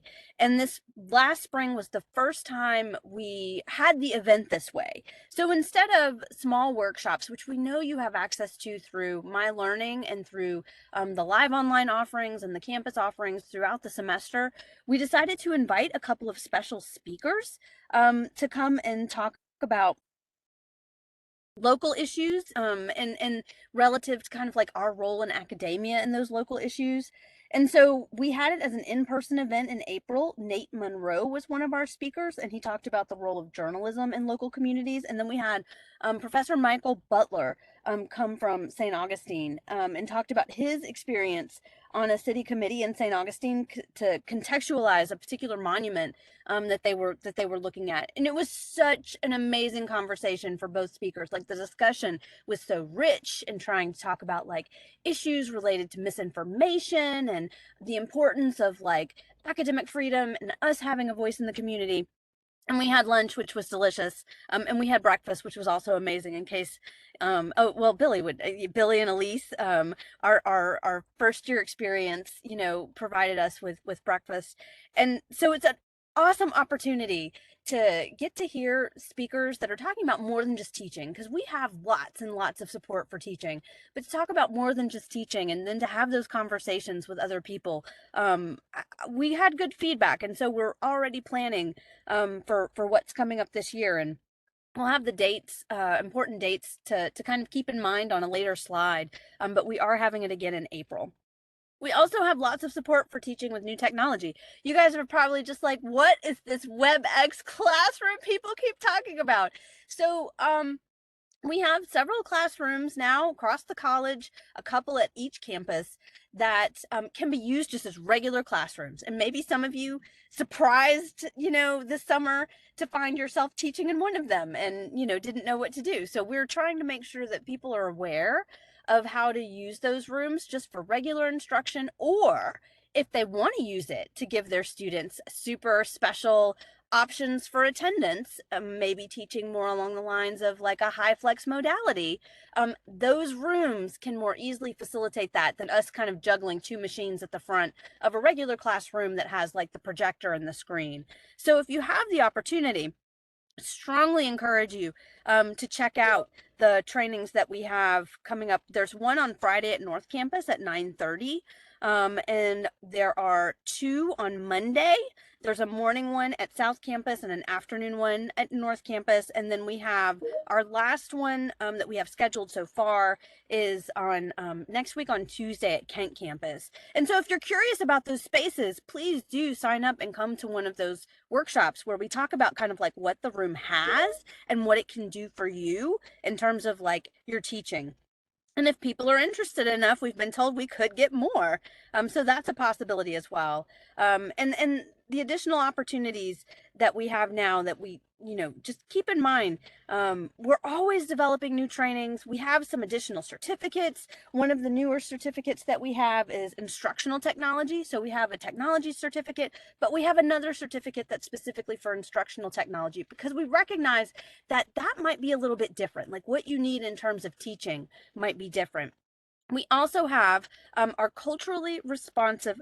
Oh, good question, Sherry. So at South on Monday, the training for the WebEx classroom is at 10 a.m. in G302. And guys, this information is also on My Learning. If you go to My Learning and click on the little calendar tab, you'll be able to see for Friday, Monday, and Tuesday what trainings we have available. So another new certificate, some of you may have dabbled in this already. We rolled it out at the end of the spring and have been trying to offer some of these workshops over the summer, is our culturally responsive pedagogy certificate.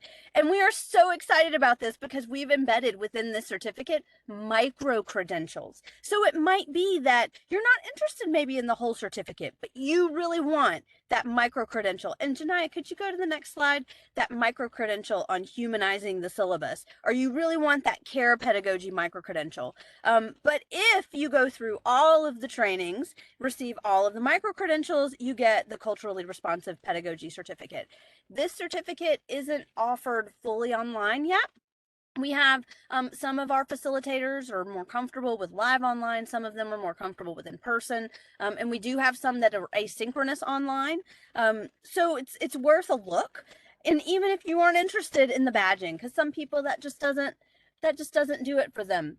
These workshops are amazing just in and of themselves. The one on how faculty can use data to improve instruction is just fantastic. So I really encourage you to maybe check out our certification page that I had pasted, the certificate page that I pasted to kind of look at all the different workshops that are under each kind of subject area and get a sense of whether or not you may be interested in looking into that a little bit more. And next slide, please, Janiyah. Oh, I did want to mention, so we'll stay on this slide because Janiyah is working really hard after hours. But I did also want to mention that some other additional opportunities that we look out for are if we get funds, and Janiyah fights really hard to get funds for our adjuncts through the Academy for Teaching and Learning and Training and Organizational Development. This past summer, we were able to offer some of our previous Adjunct Academy graduates, completers, the opportunity to use some travel funds. So we are still looking at ways in which we can offer more opportunities to adjuncts for travel or other opportunities to do like some of our third-party workshops. So like we're looking at making sure that adjuncts can have access to our Quality Matters rubric training. And we know that a lot of you can't come on site. And so we're trying to see if we can facilitate some of those online asynchronous types of workshops for anybody who's interested in that kind of like separate external credential from Quality Matters. And then, yes, we have the Adjunct Academy, which is just such an amazing, like I am always just so impressed with the people who go through Adjunct Academy and come out of it with just these amazing ideas, or even go into it with amazing ideas. Like as educators, it's just so funny. You get kind of stuck in your own way of doing things. And then you get a group of teachers together and they just have all of these great ideas. And so this is one way in which like we really want to prompt our adjuncts to participate in professional development and offer you some reward for your hard work. So Adjunct Academy members receive $500 stipend upon completion, and our fall application deadline is September 2nd. And then we also like to our distinguished adjunct faculty each year. And so this is usually part of what we tie into Faculty Focus Day or Colloquium, but what's now Faculty Focus Day is we recognize our distinguished faculty and we recognize our distinguished adjunct faculty, and they also, the winner each year receives a $500 stipend for that as well. Next slide, Janiyah. Pretty please. Thank you. And these are our completers from Adjunct Academy for this past year. Next slide as well, please, Janiyah. And then this was our distinguished faculty adjunct award winner, whom Dr. Wall even recognized. So Mallory Branco, we were so delighted to have her. And we had so many amazing adjuncts apply. So even if you applied previously for distinguished adjunct award winner, if you didn't win, you should still apply. And I believe nominations are typically due at the beginning of the spring term. You can nominate yourself, or someone else at the college can nominate you. And it's just so nice to be able to recognize, the hard work that people do at the college. And I know from being an adjunct, like Billy's saying, like, here's the textbook, go teach. Like I can totally remember times where it was like, well, we have this class available and it starts next week. If you want to, we need somebody to teach it. Do you want to teach it? And it's sort of like, yeah, I mean, sure, yeah, I'll teach it. I'll do it. I'll teach it. And so like I would imagine of all of us having to pivot, probably the people who did it with the least amount of fuss and the most kind of just like smooth efforts were probably our adjuncts, because they're used to just having to like turn on a dime. So we really appreciate all of your hard work, and we want you guys to have opportunities to receive awards for that work. Next slide, Janaya. And actually, so I'm going to segue then to Dr. J. Matoria Burton to talk more about service learning. J. Matoria, if you would like to unmute. Yes, hi. Good evening, everyone. And thank you, Dr. Ante, for that wonderful introduction. I just wanted to just give you a little bit of information about the Center for Civic Engagement. For those of you who are new to the college, welcome. We do have a dedicated area where I lead and oversee college-wide service learning. And that's for any program, division, whoever wants to partner and wants to provide those opportunities for their students. And so I know a number of you may be teaching IDS. I certainly help to facilitate service learning opportunities for that as well, both in person and virtually as well. And the virtual opportunities came about as a result of the pandemic, and that's become a permanent now component of the service learning program. So I wanted to just highlight just a few things. I do have a training for this as well, but I want to give you just a little bit of information to kind of start the process for you, and then you'll have the opportunity to also reach out to me as well. I can do service learning presentations for any class. If you want me to do that for your course, I can be a guest speaker and kind of really walk your students through the process. And also too, there are professional development opportunities. I do have a class that's part of the Active Learning Certificate, the one that Martina Perry illustrated in her video when she kind of walked you through the various certificate programs, and she highlighted the Active Learning Certificate program. And in those courses, one of my courses is actually a part of that, and they will be offered in the fall. Also, there is a service learning module that's embedded in the Adjunct Academy program as well, where I can give you feedback on your programs and feedback on your ideas for service learning for your courses. As you know, service learning really is attached to courses more specifically, and so it is a combination of course, the faculty, the student, and then any resources and support that you can receive from my office, and certainly in consultation with me. And so if I can help you with service learning opportunities that are already developed. If you have an idea and you want to develop something specific for your course, I can help with that as well. Connect with nonprofit organizations and other resources in the community in Jacksonville or outside of Jacksonville as well, because we're not limited to Jacksonville, but we certainly love for students to have that opportunity to learn about their immediate area and how that can be incorporated in your course. There's also faculty recognition for that. I won't go into detail here, but make sure you take my class and I'll be able to offer that information to you. And of course, there is a service learning LibGuide that you can access through the Library Learning Commons. Next slide. Great. So there are, sorry, it got a little bit close here, but there are a couple of immediate opportunities that I wanted to make you aware of, particularly as you begin to finalize your courses. I am partnering with Family Promise, and they support families who are experiencing homelessness. They have a beautiful facility just over the Matthews Bridge there. And they are going to be having their open house on September the 18th. They're going to offer it 2 times on Sunday the 18th as well as Wednesday the 21st. And we actually do need students to help with that and help with just being stationed in certain rooms so that they can give out information. They're going to be talking about their program. They'll have other leaders from the area visiting. This is a great opportunity, particularly for really any student, but for the IDS students, because they can earn up to 4 hours each time. So I'm looking for at least 20 to 25 students for each date. So if you want to help promote that to your course, or invite me before, like when classes start, maybe in that first week or second week, I'll be happy to do that, and can make that opportunity readily available to them.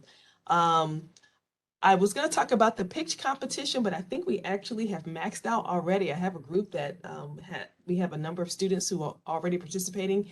But if we need more, I'll definitely come back to you with that.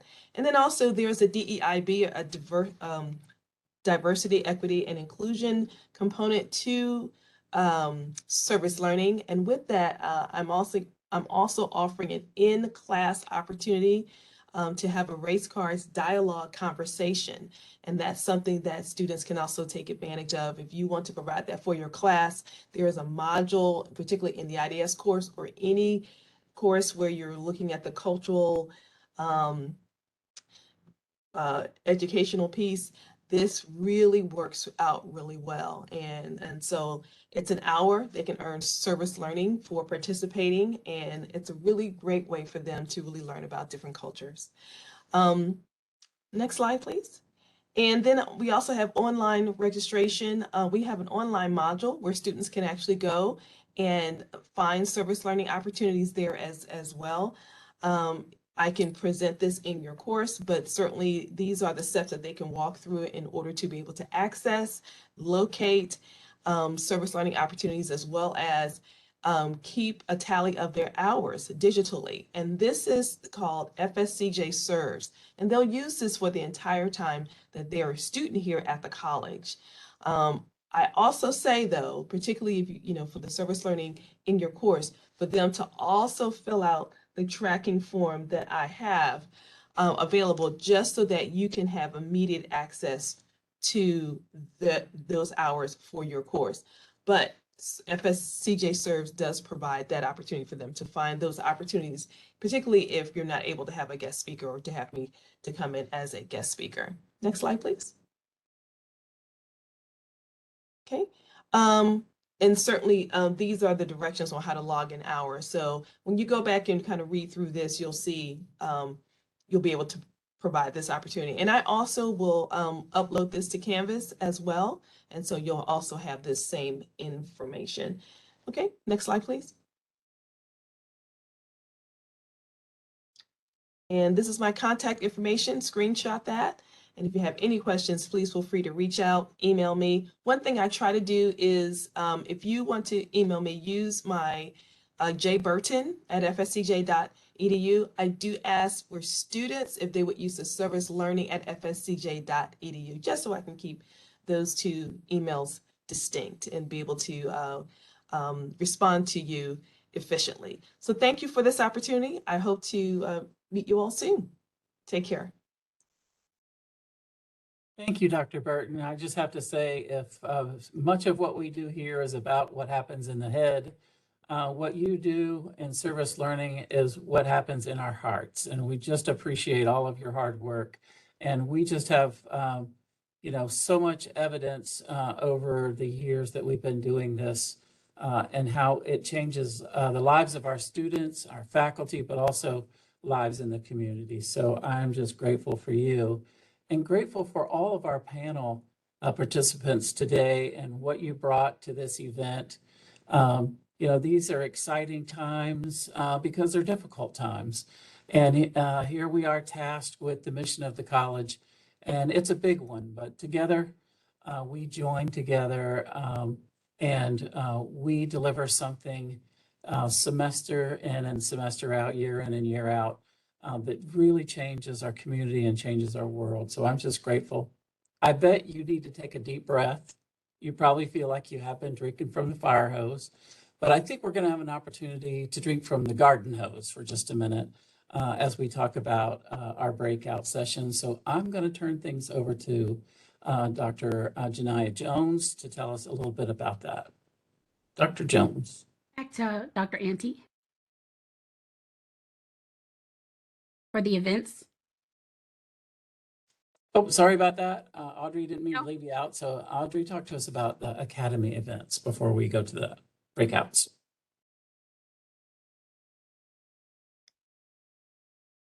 We might have lost her. It's okay. So just so you know, our estimate for this convocation next year is on August the 17th. So go ahead and mark your calendars now. It seems to me that it rains on this day every year, so make sure that you also have a good umbrella set aside. Our adjunct mini conference, this is going to be the very first time we're offering this. We've just sent out a call for proposals. So if you're interested in presenting at the very first inaugural adjunct virtual mini conference, then go ahead and submit your applications for your proposals. And that is going to be October 4th through October 6th. Our science symposium this year is going to be hybrid. I see that we have several of our science folks on the line with us today, and I'm sure that they can answer any questions that you have about that. But we are going to be teaming up with the Urban Ag this year. And so even though our science symposium is really a one-day event, it's going to have some carryover into the Thursday prior to Friday, October 14th. It will be an half-day event, so from 9 in the morning until 12:30 p.m. And we really hope that you'll be able to join us there. Our professional development day for next year or for this academic year is on January the 6th. Again, it's another full-day training, so you can get a lot of good training in one time. Our math conference, formerly known as our mini math conference, has all grown up, and it will be on Thursday and Friday, January 26th and 27th. Our math people are on the line as well, and I'm sure they could answer any questions you have about that. And Dr. Ante has already talked about our Faculty Focus Day. We, at the Academy and in Training and Organizational Development, just want to thank all of you for attending this year's convocation. And I have already added most of you into your breakout rooms. If you registered before 1:30, you will be automatically sent there in just a minute. If not, then just stay tuned and I will manually send you to your rooms.